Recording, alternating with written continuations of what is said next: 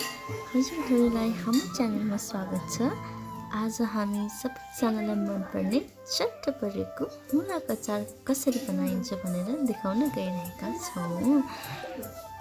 यस अचारलाई चाहिने सामग्रीहरू सजिलै उपलब्ध हुने भएकाले यो अचार बनाउन एकदमै सजिलो छ। अहिले देखाइरहेको रेसिपी हामीले बनाउन गइरहेको अचारको 1/4 भाग मात्रै हो। आउनुहोस् अब हामी रेसिपीतर्फ लागौँ।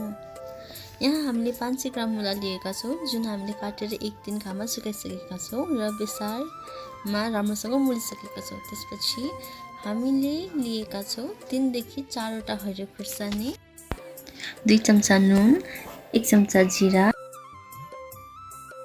1 चम्चा सुप, 1 चम्चा सर्स्यु अनि सानो चम्चाले 1 चम्चा मेथी र केही अदुवा र लसुन लिएका छौँ। अब लागौँ बनाउने रेसिपीतर्फ। स्क्रिनमा देखाइएको सामग्री अघि देखाइएको मात्राको 4 गुणा छ।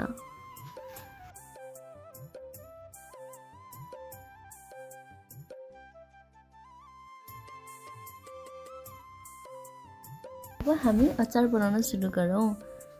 यहाँ अघि भने अनुसार रेसिपीको 4 गुणा सबै सामग्री लगाउनेछौँ। यहाँ खुर्सानीलाई बिचमा चिरेको छौँ।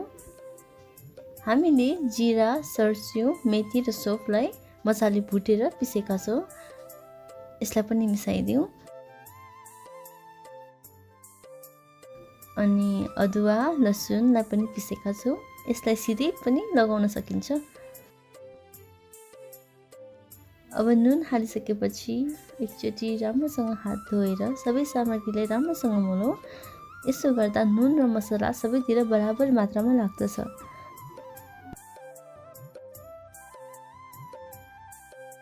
र अन्त्यमा तोरीको तेल हालेर फेरि एकचोटि राम्रोसँग मोलौँ।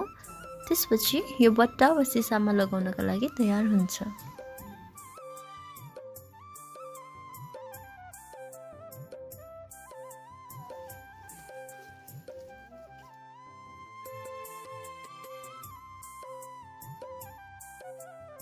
बट्टामा अचार हाल्दा खाँदै हाल्नुपर्छ।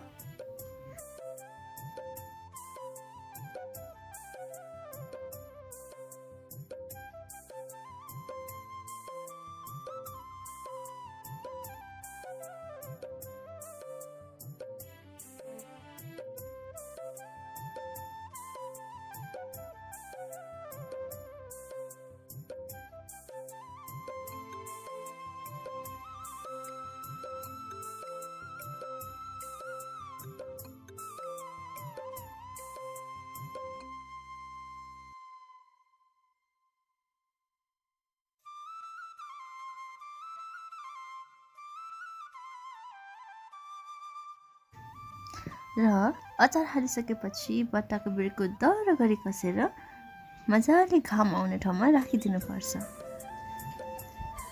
यसरी यो अचार हप्ता दिनमा खानको लागि तयार हुन्छ। हजुरहरूलाई हाम्रो यो भिडियो कस्तो लाग्यो र केही सुझाव भएमा कमेन्ट सेक्सनमा गएर कमेन्ट गरिदिनु होला। राम्रो लागेमा लाइक गरिदिनु होला र यस्तै हाम्रा अन्य भिडियोको लागि हाम्रो च्यानल सब्स्क्राइब गरिदिनु होला। धन्यवाद।